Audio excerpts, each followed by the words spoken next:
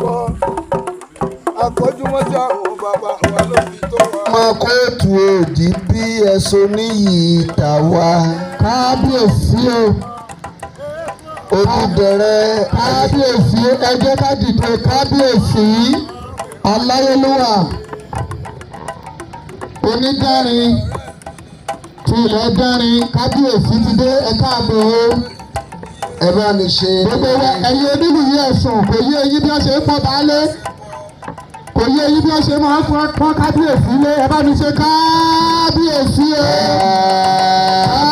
kábíyèsí o. Asúnmọ́ba níwọ̀n ẹgbẹ̀je. Ajìnà sọ́ba lébè mẹ́fà. Èmi ò kí rọ́bà fín arọ́bà fín lọ́bà ń pa. Ọba dákúnmọ́pá tún àṣírí. Kábíyèsí arọ́lágbádé kejì onídẹ́rin tìlú dẹ́rin ní ilẹ̀ olómìnira Benin ní. Bàbá rìnrìn ọ̀hún dáadáa bá a ṣe ń ṣíde bá a ṣe ń bẹ̀rẹ̀. Your Majesty, you are most welcome. Lónìí bàbá dé sáàrin wa. Kábíyèsí aláyélúwà ọba arọ́lágbádé onídẹ́rin tìlú dẹ́rin ẹ káàbọ̀ sáàrin wa kábíyèsí Your Majesty. Bí bàbá ṣe ń dé kí aláàjì Síkírùdí ẹ máa bọ̀ ń bí ká ẹ máa wá kọfọ̀ ní èdè Faransé.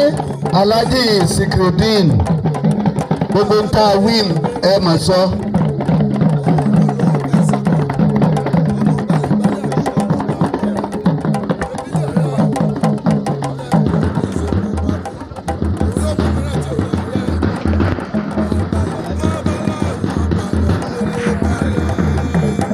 Aláàjì Síkírù ẹ máa bọ̀ ń bí sẹ́kítì ẹ fi wọ́n lẹ̀ iṣẹ́ ti bẹ̀rẹ̀. Àwọn ọmọ ọ̀dà. Ẹ máa tú ní èdè Faransé tó máa. Ẹ gba microphone. Odídẹrẹ́ ayé kò tọ́ yírí ayé ẹ dákun ìkó òdì àwárí ayé ẹ dákun ẹ má fi dáná. Vraiment, soyez les bienvenus. Il est question de le roi Didi qui vient d'arriver. Bàfin rèé ìlú àwọn àgbààgbà ló tó fẹ̀ àwọn ẹkùn ni a fi ń ṣe o. Généralement, la journée d'aujourd'hui, c'est une affaire culturelle. Et ce qui se font ici, c'est toujours à la base culturelle. Ọlọ́run o ọba ìbàrẹ̀ ọba lánàá lónìí títí ayé àìnípẹ̀kun. Il est en train de glorifier le créateur, le grand créateur, le seul toujours. Ọba òkìkí ọ̀kàkà elétí máa láàrá olúgbó nínú ọ̀run. Le créateur qui n'a pas de... Il le ressemble, il est comme lui, il est le seul et le seul. Etí mo fẹ́ sọ ẹ̀kọ́ nínú kẹ̀tùmọ̀ rẹ̀. Akọ̀ọ́sẹ́ ni ọkùnrin tí ń sun rárá fọkùnrin ẹgbẹ́ rẹ̀ akọ̀ọ́sẹ́ ni mo máa mọ̀ lọ́bí èdè ni à ń ṣèbá ọlọ́run o àkíwá o. Maintenant, nous allons à l'hymne national et je crois que d'habitude nous devons nous lever tous au l'hymne national. We've commenced the program officially. This is a special program being organized by special people.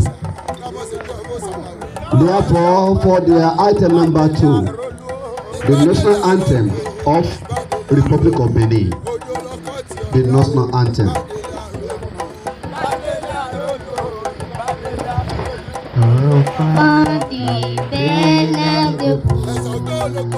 La liberté de Dissona, réchant feu premier, feu de l'era, et avant d'Ibé, et né debout.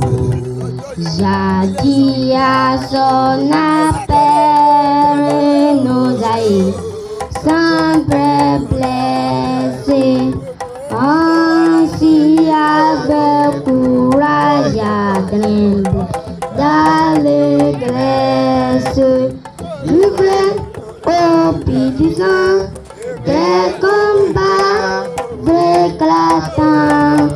Ah ouais, nous aussi, pas si c'est du présent.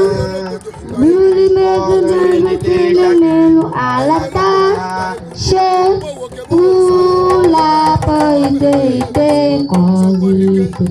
Allez rester enfants du bénin de vous. La liberté de Christ sonore, réchauffe premier feu de l'aura, et enfants du bénin de vous. Ó ti Pan-Africa ọ̀yà ṣe ẹ fẹ́ play rẹ̀ ni ẹjọ́ ẹ má bínú ìṣẹ́jú kan náà ló kù ẹ bá wa dìde ojú ẹ̀ Pan-Africa oh my God ó yà Pan-Africa okay Pan-Africa anthem.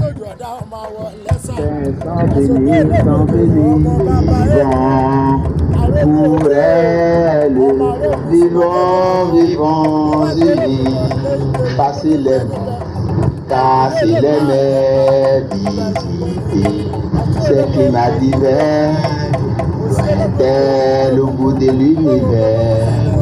Pour ma chérie fidèle, l'Afrique est belle, vivons unis. Notre pays au ciel plus clair offre à l'abri des hivers un temps plus doux des feux plus verts. Mais pour tout cœur fidèle, l'Afrique est belle. Vivons unis. Adúpẹ́.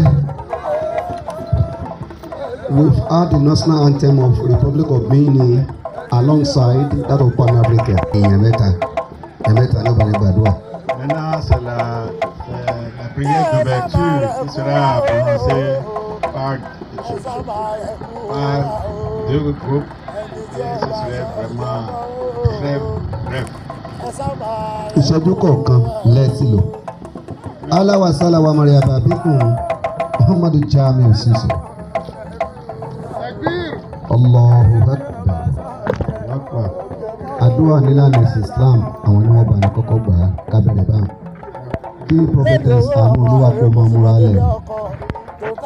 Kí chief Ọ̀jẹ̀wùmí Ọ̀jẹ̀túndé nílànà ìbílẹ̀. Elles seront prononcées, on commence par les musulmans, après les musulmans c'est le chrétien et après c'est la traditionnelle. أعوذ بالله من الشيطان الرجيم بسم الله الرحمن الرحيم لا حول ولا قوة إلا بالله بوكينغ السلام عليكم ورحمة الله تعالى وبركاته. وعليكم السلام ورحمة الله وبركاته. Nous allons faire la prière d'ouverture comme nous l'a si bien enseigné notre prophète sallallahu alayhi wa sallam. Nous allons faire Fatiha. La Salatul Fatihi, nous allons faire Ikhlas, nous allons faire Falahi et Nasi, plus la Salatul Fatihi. Priez le bon Dieu pour qu'il apporte la paix au Bénin et en Afrique. Priez le bon Dieu pour qu'il nous donne la sagesse, pour nous donner l'esprit, pour mener à bien le panafricanisme que nous devons mettre en place. Priez le bon Dieu pour que ceux qui sont venus du Sénégal, qui représentent un empire de 121 royaumes, puissent rentrer sains et saufs chez eux. Priez pour son Excellence qui sont ici présents avec nous aujourd'hui. Donc, faisons cette prière, louange au Seigneur qui nous apporte la paix.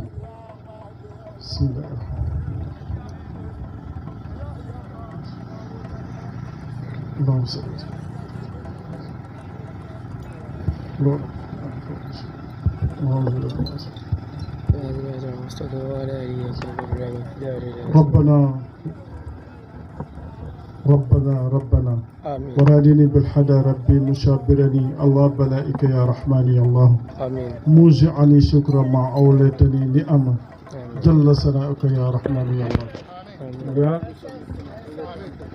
آمين. واغفر لنا ولمن من بيننا المسلمين آمين من جهتك التوفيق آمين ببركة اللهم صل على سيدنا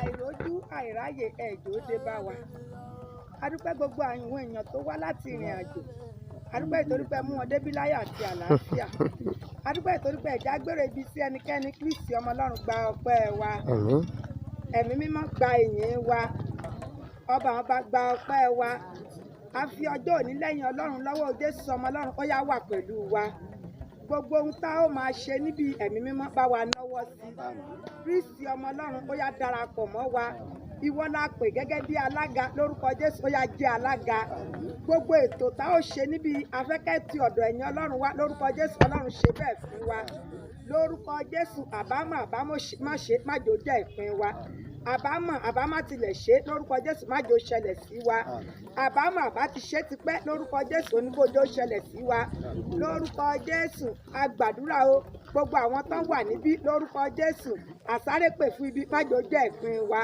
lórúkọ Jésù Ọlọ́run dì wá mú lórúkọ Jésù Ọlọ́run máa bá wa ṣe láti ìbẹ̀rẹ̀ títí dé òpin ẹ̀mí mímọ́ bá wa ṣe lórúkọ Jésù má jẹ́ akábàámọ̀ ẹ̀mí mímọ́ jẹ́rìí ara rẹ̀ a fi ọba lé ẹ̀yìn Ọlọ́run bá wa gbàdúrà fún wọn lórúkọ Jésù ìlú ìmájò túká gbogbo àwọn ìjòyè wọn náà lórúkọ Jésù má jẹ́ pẹ̀dín lórúkọ Jésù àwọn bàbá lọ́ra ẹ̀mí fún wọn lórúkọ Jésù máa bá wọn ṣèlú wọn Jésù ọmọ Ọlọ́run máa tọ́ wọn sọ́nà ẹ̀mọ́ máa jẹ́rìí ara rẹ̀ ẹ̀mọ́ ṣàánú rẹ̀ hàn ṣèyanu Ọlọ́run ká lè máa yìn ọ́ ká lè máa dúpẹ́ Jésù Kristi Olúwa wa.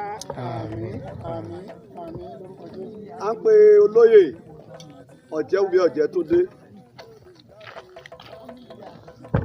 ní ìlànà ìbílẹ̀. bẹ́ẹ̀ ni ìlànà ìbílẹ̀ ló kàn báyìí.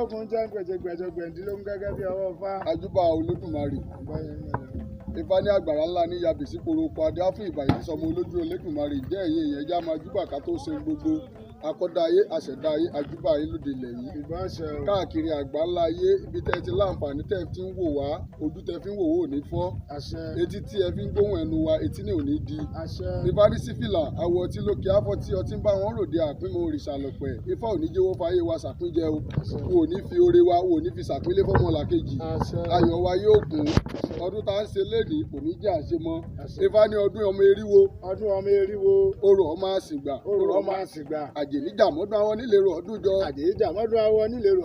díá fún wọn nílèrò ọdún jọ. níbi wọ́n gbé ń kọdún wọn. ìjẹ́ ọlọ́dún kọdún rẹ̀ ó pé. àkànàmàgbò kò kì í pọdún ja ìmáwù. ọlọ́fíjà àkàndé ò ní pọdún jẹ. ọkùnrin wa ò ní pọdún jẹ. obìnrin wa ò ní pọdún jẹ. torí àkànàmàgbò kò kì í pọdún ja ìmáwù. gbogbo wa lọ́pàá lọ́wọ́ Olódùmarè ojú wa rí ọdún yìí ojú wa yóò rí èyí tí ń bọ̀ wá o nínú owó nínú ọlá nínú ẹ̀mí gígùn bẹ́ẹ̀ ni yóò rí a kí àwọn bàbá wa orí adé níkàlẹ̀ lọ́pàá lọ́wọ́ Olódùmarè ẹ jẹrin agbóláyé o ẹ jẹrin atọ́ o ẹ fi ọwọ́ páwú ẹ fi èrè gbòbí ẹ fi àkókò ẹ fi fọ ògúnlé ayé o ìrùkẹ̀rẹ̀ yóò wá jẹjẹyẹ yóò dókínì lọ́pàá lọ́wọ́ Olódùmarè Ifá ní àràárẹ̀ àwọn Ọlọ́run lókè á fún Ọlọ́run àràárẹ̀ àwọn olè ló sí àjọkàn fúnlẹ̀ àràárẹ̀ lẹ kì í kú àìgbọ́kú ọkọ́ àìgbọ́kú àdá àìgbọ́kú Olódùmarè ọba lọ́pàá lọ́wọ́ Olódùmarè àfọwọ́ yóò gbókó tó wọ̀ o yóò rí bẹ́ẹ̀ yóò ṣe bẹ́ẹ̀ o gbogbo wa ìdùnnú la bá dé bí ayọ̀ nínú lábàárí ilé wa gbogbo wa á délé báre á rìn lọ́nà kórè á kọ àkòyà ibi Ifá ní ayọ́yọ́go mọ̀gómọ̀ bí a fọ Ọ̀rúnmìlà gbàdí bàbá lọ́mú yọ̀ yọra pátá àmúyọ̀ ọ̀rẹ́ ayọ̀ ló bá wa ọ̀rẹ́ ìbànújẹ́ kì í báyọ̀ ọ̀rẹ́ ìbànújẹ́ kò ní kàn wá o ọ̀rẹ́ ayọ̀ náà ni ó máa kàn wá báyìí o Ifá ní àyùn mi rèé ní kọjá jẹ́. àrùn mi rere ni kó jẹ́. àbọ̀ mi rere ni kó jẹ́. àbọ̀ mi rere ni kó jẹ́. àtàyàn àtàbọ̀ kí n bá rere tèmi nílé. àtàyàn àtàbọ̀ kí n bá rere tèmi nílé. adé àfo Oòduà àtẹwọ̀rọ̀ nífẹ̀ẹ́. adé àfo Oòduà àtẹwọ̀rọ̀ nífẹ̀ẹ́. tí ó kó gbarún mọ́lẹ̀ sòdí látòdì ọ̀run bọ̀ wálé ayé. ilé tí ó kó gbarún mọ́lẹ̀ sòdí látòdì ọ̀run bọ̀ wálé ayé. ìjà àwáyún rẹ̀ àwa bọ̀ ọ́rẹ́. ìjà àwáyún rẹ̀ àwa bọ̀ ọ́rẹ́. ọ̀bàrà ìrẹtẹ̀ ogun ti ṣẹ́. ọ̀bàrà ìrẹtẹ̀ ogun ti ṣẹ́. gbogbo ogun ilé ayé wa yóò ṣẹ́ báyìí o. á jèrè ọmọ o. àdébí ẹ̀mẹrin ń bí ètò tó dé máa mú ó tèrè. Il faut dire que le programme a commencé depuis le 4. Le jeudi passé, nous étions à Ouida. Et puis après Ouida, nous étions à Porto-Novo. Ici, c'est le tour de Idine. Merci beaucoup.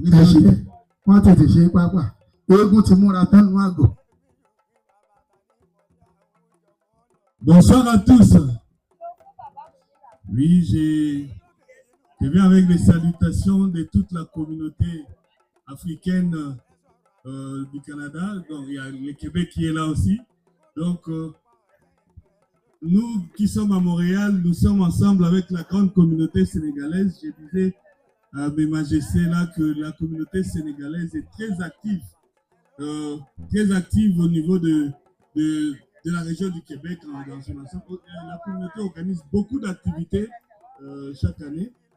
Donc, ce qui nous amène ici, nous commençons d'abord par saluer Sa Majesté le roi d'Idini, la terre où nous sommes.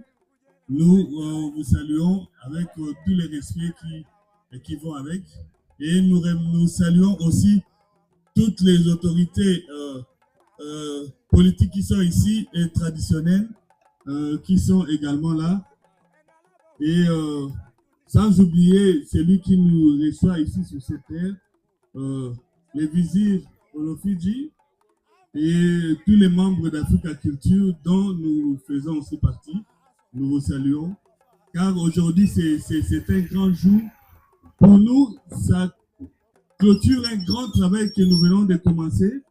Je m'explique, ça fait quelques années que nous sommes en train de travailler sur les retours des fils et filles d'Afrique éparpillés partout dans le monde. Pour ce qui nous concerne, quand nous avons pris conscience de cette situation, ça fait une trentaine d'années que nous sommes là-dessus. Et sur les plans actifs, ça fait bientôt 6 ans que personnellement, je suis en train de faire des descentes. Avant, j'étais en Belgique quand j'ai commencé. Et aujourd'hui, nous avons fait à peu près 11 voyages de ce côté-là vers l'Afrique. Nous avons découvert plusieurs pays en allant visiter les sites de déportation d'esclaves. Alors, ce qui nous a beaucoup touché, parce que nous avons remarqué que dans ces sites, il y a eu les récits que nous récoltons sur place, sur ce qui s'est réellement passé, et ce qui est écrit dans les réseaux sociaux, c'est totalement différent. Dans les réseaux sociaux, l'histoire ou les histoires que nous entendons, c'est truffé d'erreurs et de faussetés par rapport aux récits qu'on nous raconte une fois qu'on est sur le terrain. Et deuxièmement, nous avons aussi remarqué une chose, que dans un coin, par exemple en Allemagne, par exemple au Cameroun, on nous parle des Danois. Dans un autre endroit, on nous parle des Norvégiens, des Espagnols, des Portugais, des Français et autres. Mais ce qu'ils ont pratiqué sur le terrain, c'est la même chose. Donc ça se voit que ces personnes étaient ensemble, ils ont fait des réunions pour mettre en place une série de pratiques maléfiques qu'ils allaient accomplir envers nos ancêtres. Notamment partout où ils sont allés pour prendre nos parents, ils ont fait faire 9 tours autour de l'arbre de l'oubli. Partout, ils ont fait la même chose. 9 tours pour les hommes, 7 tours pour les femmes, et le fait de vouloir leur changer d'identité en changeant des noms, et puis en marquant le nom de l'acheteur sur la personne achetée. Donc, ils ont fait les mêmes pratiques. Et toujours, donc, je ne vais pas répandre ces pratiques à chaque fois, ça m'énerve, ma tension augmente, je risque d'aller là-bas pour que je ne pas soigner des revenus. Ça va nous mettre en retard. Donc, je disais qu'ils ont fait les mêmes choses et nos ancêtres sont partis. Voilà. Donc, nous nous sommes décidés d'aller sur chaque site de déportation. Faire d'abord, nous nous sommes dit, s'ils ont fait des rituels pour que nos ancêtres partent et ne reviennent plus, nous devons faire des rituels là où ils l'ont fait pour briser ces pratiques. Mais nous nous sommes dit, nous avons répertorié 12 sites. Il y en a plusieurs, bien sûr. Et nous avons répertorié Gorée, nous avons répertorié Agodrafo, il y a Bimbia, il y a Calabar, il y a Kangatnyaze, il y a Luango, il y a Luanda, il y a Tianfumu, il y a Côte des Poivres au Sierra Leone, il y a Cap Coast, il y a Zanzibar. Donc, et Ouida, j'aime toujours le citer en dernier lieu parce que c'est les sites dont je vous ai dit, je vous en parlais maintenant. Donc, en visitant ces sites, nous nous sommes dit, si nous allons dans chaque site faire les mêmes rituels, et si eux, ils étaient ensemble pour faire la même chose, nous avons eu l'inspiration de nous dire que toutes ces portes de sortie convergeaient à une seule porte et les esprits de nos ancêtres sont sortis par une porte, pas par 12. Il fallait maintenant identifier la porte. Donc, et nous nous sommes convenus que sur plusieurs raisons dont nous avons évoqué dans nos documents et sur notre site internet, plusieurs raisons nous ont prouvé que la porte de l'Afrique, le site de déportation par où les esprits de tous nos ancêtres déportés comme esclaves, dont nous connaissons les chiffres, tous nos ancêtres déportés comme esclaves, leurs esprits sont sortis par Ouida.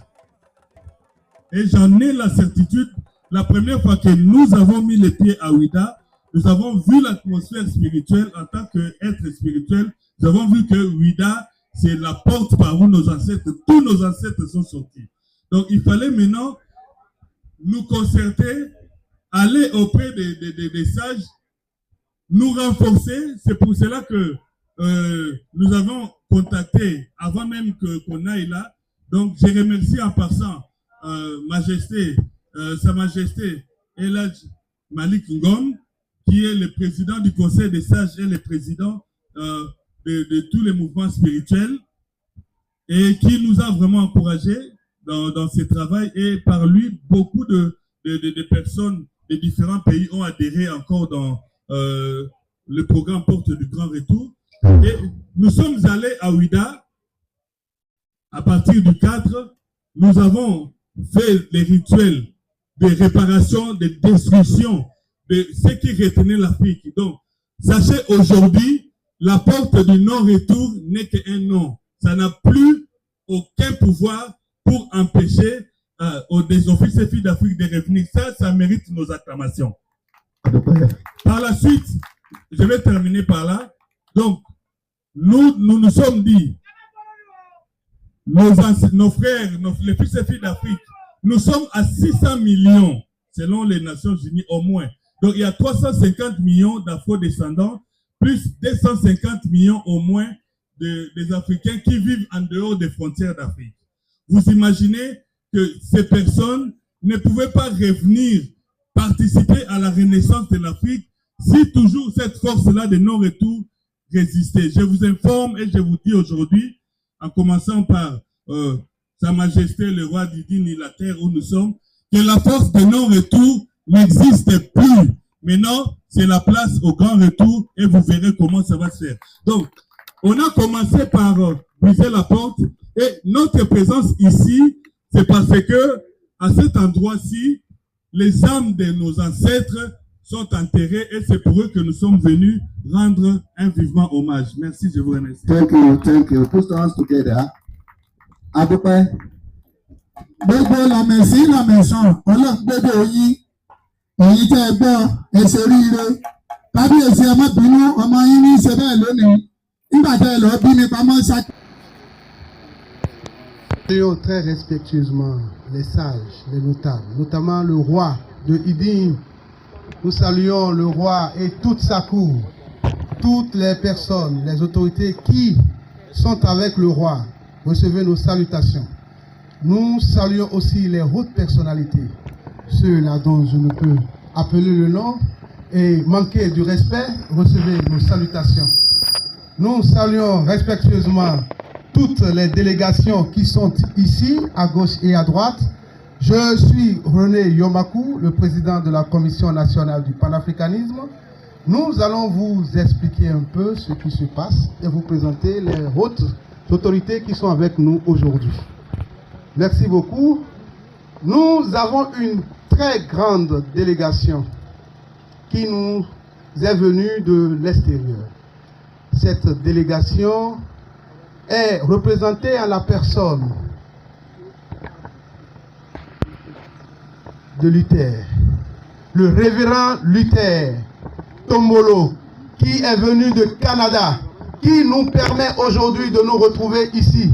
Il est là, devant nous là-bas. C'est lui, l'homme qui a pensé à un programme qu'on appelle programme du grand retour. Le grand retour, programme du grand retour PDGR. C'est quoi ce programme du grand retour? Il aura le temps de l'expliquer tout à l'heure. Nous avions avec lui la délégation de la RDC, République démocratique du Congo. Je vous prie de vous lever. Merci beaucoup. Ils sont là, voilà. Ils sont venus donc tout droit de la RDC.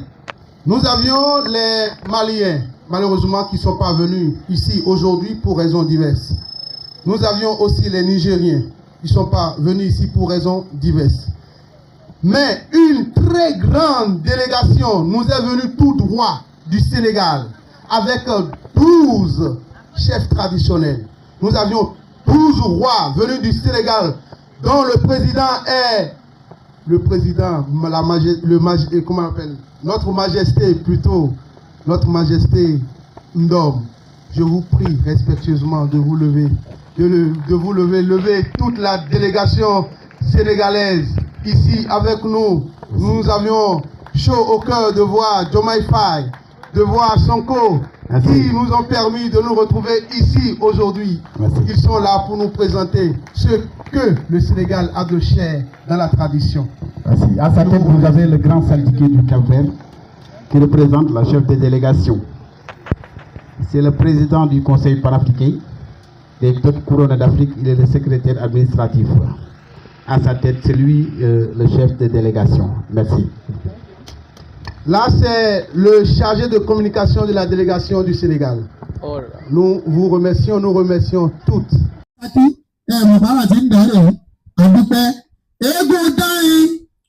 La vie qui kábíyèsí ààrẹ lágbàdo lẹ́ẹ̀kan sí. Bàbá ti sọ̀rọ̀ báwọn ṣíde lórúkọ àwọn onílẹ̀ eégún náà wá tó tẹ̀ ẹ̀ jáde. Tòkòrò tí gbàlẹ̀sẹ̀ eégún náà ọyá tí gbàlẹ̀sẹ̀ kò wọlé. Ọyá o, eégún ti lálẹ́ o.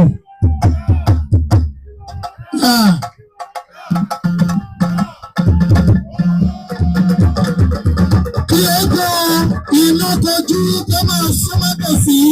Bẹ́ẹ̀ kí iná yóò tó ní ìsìn. Ojú ẹ̀ kò yí ọ.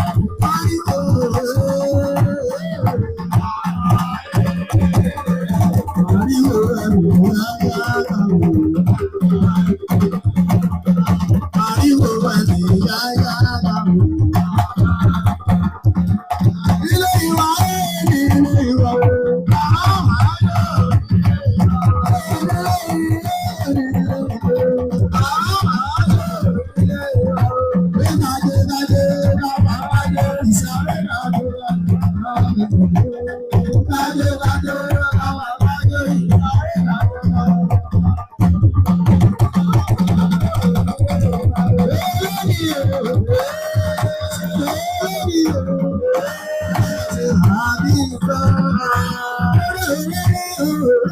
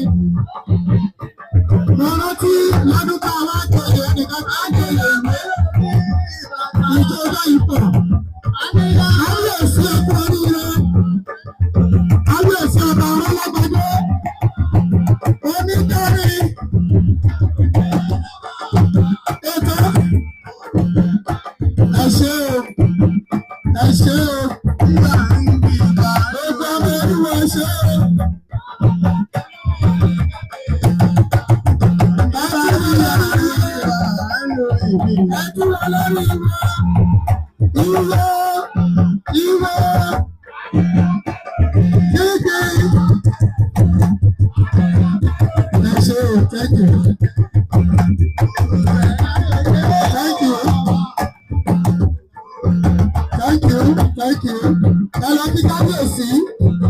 Ẹ ṣe wo.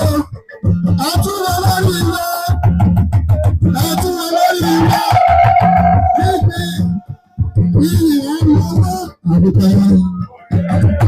Iná kojú ẹ̀. Ẹgbẹ́ tí ìgbẹ́gun ló máa bọ̀. Ìyẹn ń bù kí. Ẹgbẹ́ ìgbẹ́gun ló máa bọ̀.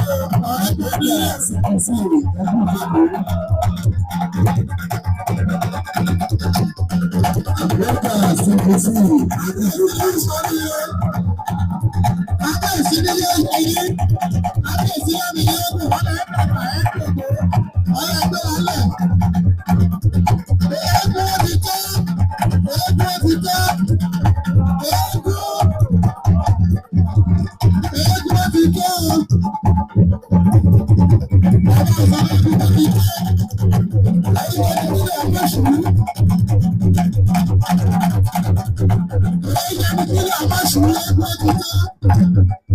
Adúpẹ́ agbọ́dọ̀ àsìkò tí ẹ kó dókòó bàbá. Ẹgbẹ́ ọlọ́kọ̀ọ́jú ìwé nìkan náà ló kù kí kábíyèsí ọkọ̀ máa lọ. Ẹgbẹ́ ọlọ́kọ̀ọ́jú ó ti gbá bọ̀bọ̀. Iná kojú o. Fèrè ń dún. Bá a ṣe sọ, eégún yìí wọ́n dáná sun láàrin. The masquerade will come to the fire here. They will set this package. Gbogbo ọmọ ọdún olórí ìwọ. Gbígbí ẹrù. And after the whole burning, I'm very sure the Igbo will still come out. Iná kojú o. Eégún oníná ló ń bọ̀ yìí. Gbogbo ẹ̀yin ọmọ ọlọ́jẹ̀ wàhálà yín ẹlẹ́jù èmi ò lè súnmọ́ yín.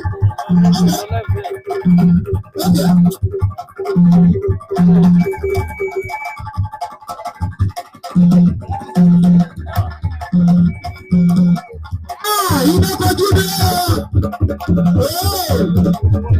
Iná kojú. Ọmọ kíni onílẹ̀ síbí. Iná kojú dé o. Kábíyèsí ọba onílẹ̀-èdè ẹ̀kú àlejò. Ẹ̀sọ́ tẹ̀lé lọ lórí rẹ̀.